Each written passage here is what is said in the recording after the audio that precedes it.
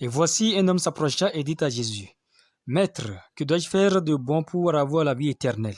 Il lui répondit, Pourquoi m'interroges-tu sur ce qui est bon? Un seul est le bon. Si tu veux entrer dans la vie, observe les commandements. Lesquels? Lui dit-il. Et Jésus répondit, Tu ne tueras point, tu ne commettras point d'adultère, tu ne déroberas point, tu ne diras point de faux témoignages. Honore ton père et ta mère, et tu aimeras ton prochain comme toi-même.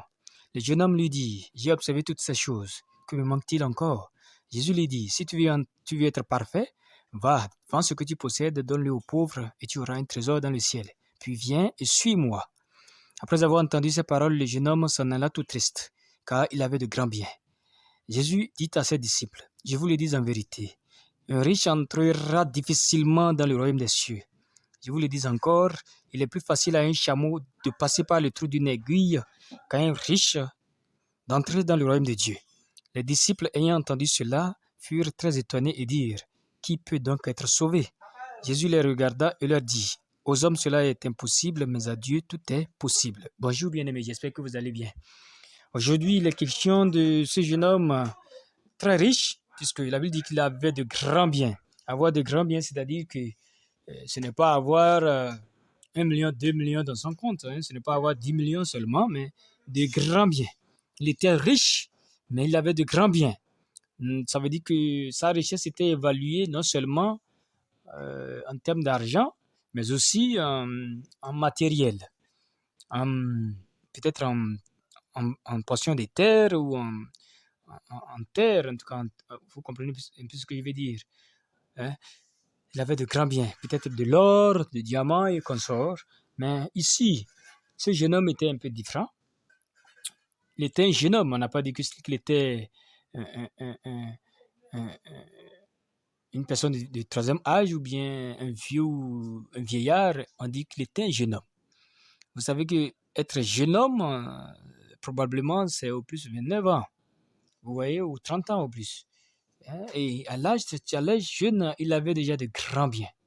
Et ce jeune homme, au lieu de vivre comme tout autre jeune, dans les désirs charnels, dans les choses du monde, il était préoccupé par la vie éternelle. Comment faire pour avoir la vie éternelle? C'était ça son intérêt, c'était ça sa préoccupation.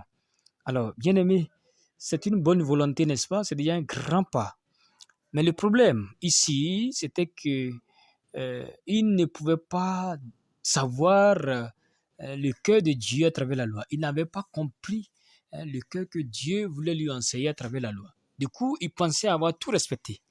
Il pensait avoir tout observé. Puisque venant à Jésus, il a parlé comme s'il était prêt à faire quelque chose pour avoir la vie éternelle, comme si la vie éternelle était pourrait être reçue en échange de ce que l'on a pu faire. Voilà pourquoi Jésus lui a servi la loi. Alors, si tu veux entrer dans la vie, fais ça, fais ça, fais ça.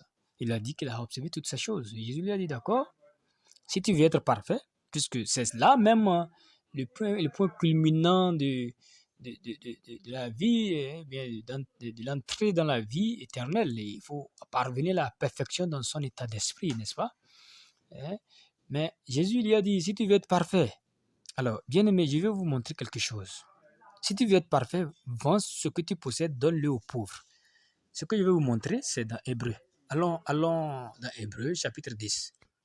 Si vous trouvez Hébreu, le chapitre 10, lisons ensemble le verset 14. Car par une seule offrande, il a amené à la perfection pour toujours ceux qui sont sanctifiés. Ceux qui sont sanctifiés.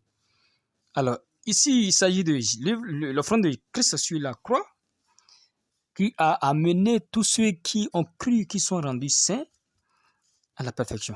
Si nous voyons, nous remontons un peu au verset 10, on dit, c'est en vertu de cette volonté que nous sommes sanctifiés par l'offrande du corps de Jésus-Christ une fois pour toutes. Et c'est de cette même offrande qu'on parle dans le verset 14, où il est question de la perfection pour toujours. Alors, bien aimé, Jésus savait très bien que par lui, tout homme parviendra à la perfection, oui ou non? Jésus savait très bien que c'est lui qui va amener à la perfection. Et qu'aucun homme ne pourra aller à la perfection de lui-même, n'est-ce pas? Jésus savait très bien. Il savait très bien que c'est par son offrande sur la croix, par son sang coulé sur la croix, que l'homme pourra être rendu parfait. Bien aimé, c'est pour toujours, il est écrit ici. C'est pour toujours cette perfection de l'esprit. Hein? Et l'œuvre de Jésus-Christ l'a accomplie.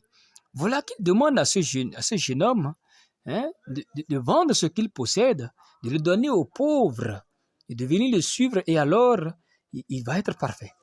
Bien-aimé, vous croyez qu'il n'y a pas un piège dans ce que Jésus lui a dit? Alors, plusieurs personnes prennent cette parole et l'enseignent dans le sens de, alors si vous le faites ainsi, vous allez avoir la vie éternelle. Alors, si vous vendez ce que vous avez, vous donnez ça aux pauvres, si vous faites beaucoup de bien, si vos bienfaits sont nombreux, plus nombreux que vos erreurs, vos fautes, alors Dieu vous accordera la vie éternelle. Vous pourrez parvenir à la perfection. Alors, bien aimé, c'est un mensonge. C'est un mensonge. La perfection, selon notre état d'esprit, c'est déjà accordé par l'œuvre de la croix. Uniquement par l'œuvre de la croix. Et cette perfection est pour toujours. C'est pour ça que si vous ne savez pas, vous allez chercher à suivre les enseignements tordus de ce monde et finalement vous allez mourir dans vos péchés. Hein? Si vous ne croyez pas à la vie, à la naissance, à la vie, à la mort et à la résurrection de Jésus-Christ, vous allez croire facilement à ces enseignements et finalement vous allez passer à côté de l'essentiel. Bien aimé, ici, nous comprenons que ce jeune homme n'avait jamais découvert le cœur de Dieu à travers la loi. Et le cœur de Dieu à travers la loi, je vais vous le montrer dans un seul verset. Hein? Et cette fois-ci, c'est dans Galates chapitre 2, le verset 10. Jacques chapitre 2, pardon, pas Galates, Jacques chapitre 2, le verset 10. Jacques 2, verset 10 dit ceci, « Car quiconque observe toute la loi, mais pêche contre un seul commandement, devient coupable de tous. » 11. En effet, celui qui a dit « Tu ne commettras point d'adultère » a dit aussi « Tu ne tueras point. » Or, si tu ne commets point d'adultère, mais que tu commettes un meurtre, tu deviens transgresseur de la loi. Bien-aimé, il ne s'agit pas de « j'ai fait ceci, mais je n'ai pas pu faire ça ». Dans la loi, il n'est pas question de « j'ai fait beaucoup et j'ai manqué à un seul ». Il n'est pas question de ça. Dans la loi, il s'agit d'avoir 20 sur 20 ou 0 sur 0. Pardon, 20 sur 20 ou 0 sur 20. Comprenez-vous? 20 sur 20 ou 0 sur 20. Il n'y a pas 19,75. Dans la loi, il n'y a pas ça. Tu as tout respecté ou tu n'as rien respecté. Du coup, quand tu observes tout et que tu pêches contre un seul commandement, Dieu dit que tu es transgresseur à l'égard de toute la loi. Et ce jeune homme a dit à Jésus qu'il a tout observé. Vous voyez que c'est bizarre ça.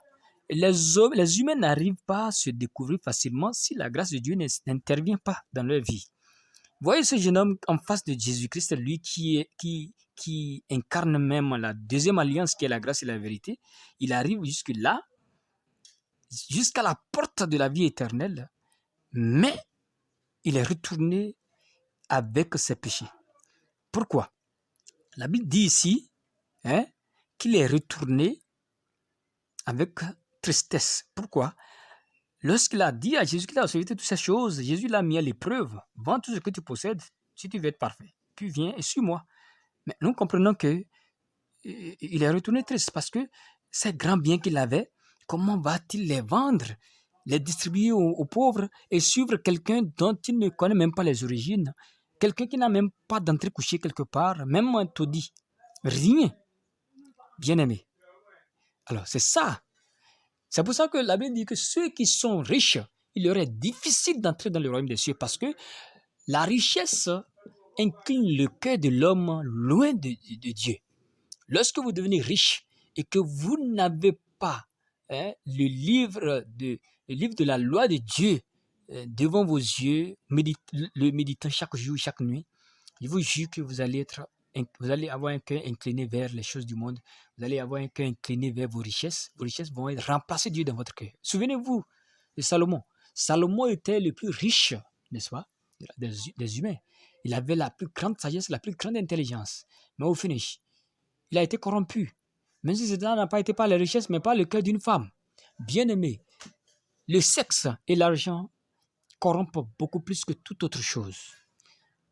Faisons très attention et ne soyons pas attachés à nos biens. Nos biens vont nous éloigner de Dieu, facilement de Dieu. Faisons très très attention et restons connectés à Dieu, à la parole. L'essentiel ici, l'essentiel à retenir, c'est que l'homme ne peut pas obéir à la loi pour devenir parfait. Impossible. L'homme ne peut pas avoir la vie éternelle par la loi. La porte ne se trouve pas dans la loi, mais en Christ. C'est pour ça que Jésus a dit, je suis le chemin, la vie et la vérité. Si nous voulons aller au ciel, nous devons savoir que oui, la loi est venue pour nous enseigner que nous sommes incapables. Elle nous a conduits à Christ selon le livre de Galates 5, Galates 3, verset 23 à 25. La loi a été un pédagogue pour nous enseigner qui nous sommes, l'incapacité que nous avons, les faiblesses, les défauts que nous avons. Et ensuite, elle nous a conduits à Christ, afin que par lui, nous soyons justifiés par la foi. Bien-aimés, si nous voulons la justice de Dieu, nous voulons la vie éternelle, nous devons nous tourner vers Jésus, oubliant toutes nos œuvres, nos efforts derrière, et alors en Christ nous allons avoir le salut. Maintenant, après avoir reçu le salut, le Seigneur nous demandera les œuvres de la foi. Maintenant que nous ne sommes pas sauvés, ou peut-être que nous ne sommes pas encore sauvés, ne cherchons pas à faire les œuvres de la foi. Avec le péché, les œuvres de la foi ne sont pas possibles. Tout est taché, tout est spirituellement sale, et Dieu ne l'accepte pas. Vous voyez un peu? Il faut d'abord recevoir le salut, et alors nous pourrons faire sortir les œuvres de la foi que Dieu va agréer. Merci pour tout, et je vous souhaite une excellente journée. On se retrouve demain. Non, on se retrouve demain